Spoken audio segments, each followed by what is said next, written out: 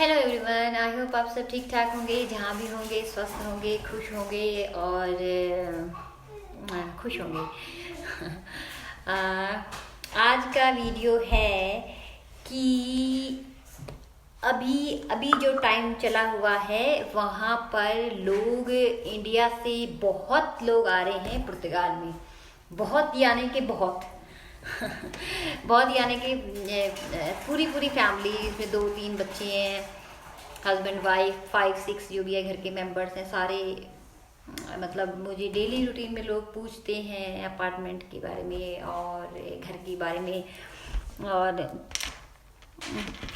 तो अ, अभी तो यहाँ पे अपार्टमेंट्स या रूम मतलब कि लगभग लगभग मेरे तो पहचान के जो लोग हैं उनके किसी के पास भी नहीं है।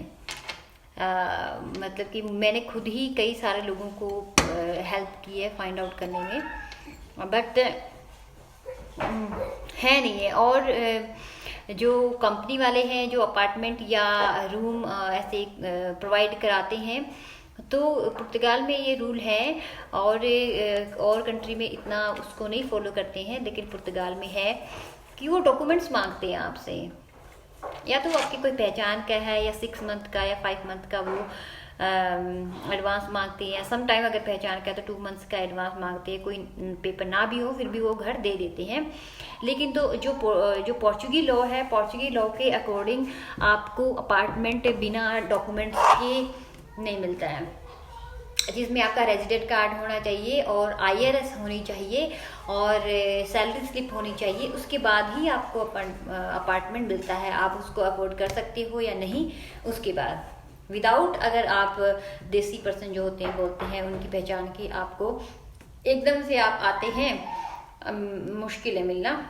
ठीक है, तो आप इंडिया से जब भी आए, अभी आगे आने वाले टाइम में ठंड का टाइम आ रहा है और बहुत लोग आ रहे हैं, टूरिस्ट बहुत आ रहे हैं, इसीलिए जो होटल्स और हॉस्टल के प्राइसेस हैं वो बहुत हाई भी हो रहे हैं। और जहाँ पे एक फैमिली के लिए बड़ा रूम चाहिए होता है तो उसका रेंट भी पर डे का 50 यूरो से लेके ऊपर, तो जितना मर्जी आप, महंगा तो जितना मर्जी ले लो, पर मिनिमम 50 यूरो है पर डे का।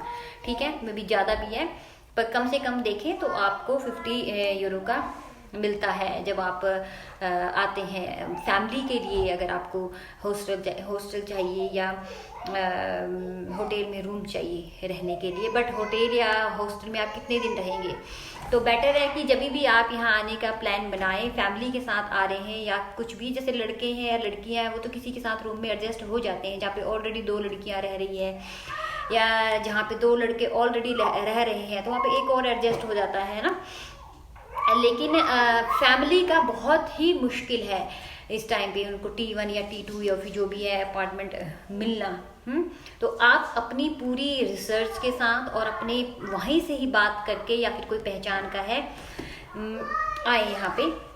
ठीक है, जो पोर्चुगी लोग हैं वो तो आपको एक रूम नहीं देंगे 4 फैमिली मेंबर के लिए या 2 फैमिली मेंबर्स के लिए, 3 के लिए, देसी लोग ही देंगे आपको। ठीक है, हाँ, तो ये आप एकोमोडेशन का आप करके आए इंडिया से ही, जब या किसी भी कंट्री से आ रहे हैं तो बहुत ज़रूरी है इस टाइम पे, क्योंकि लोग बहुत ज़्यादा आ रहे हैं। और इतना कभी मुझे आज तक लोगों ने नहीं पूछा रूम और अपार्टमेंट्स, मतलब बहुत लोग आ रहे हैं। ठीक है, तो मेरे से जितना हो सकता था मैंने कुछ लोगों की हेल्प की। लेकिन कुछ तो ऐसे लोगों ने मैसेज किया भी, दीदी हमें रूम बताएं या घर बताएं, मैं हूँ, बच्चा है और वाइफ है और कल हमको घर खाली करना। भाई इतनी जल्दी तो कभी, मतलब कैसे हो, फिर मेरे ऊपर भी ऐसे हो जाता है, मुझे फिर मैं क्या करूँ, है ना। मुझे लगता है कि मैं हेल्प नहीं कर पा रही हूँ।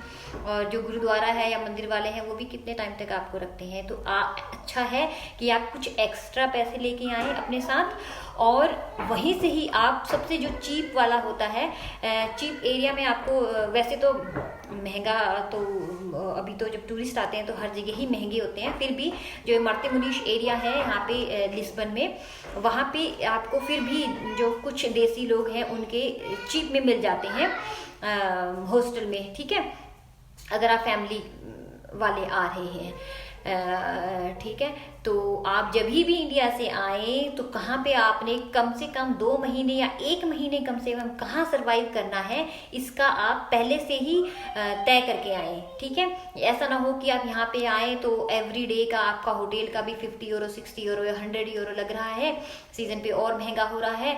और जब ऐसे हो जाता है कि आपके पास टाइम भी नहीं है ढूंढने के लिए, यू नो, और पता नहीं है कहाँ ढूंढना है, इंटरनेट से भी समटाइम कोई रिस्पॉन्स नहीं आता है, समटाइम हम ऐसे लगते हैं कि हम स्टक हो गए हैं, यू नो। तो ऐसी सिचुएशन में आप पहले से ही किसी से यहाँ बात करके, या कोई फैमिली है, फ्रेंड है, कुछ है, ताकि यहाँ आके आपको ऐसा ना हो कि हम बेघर हो गए हैं। ओके, तो इस बात का आप ध्यान रखें।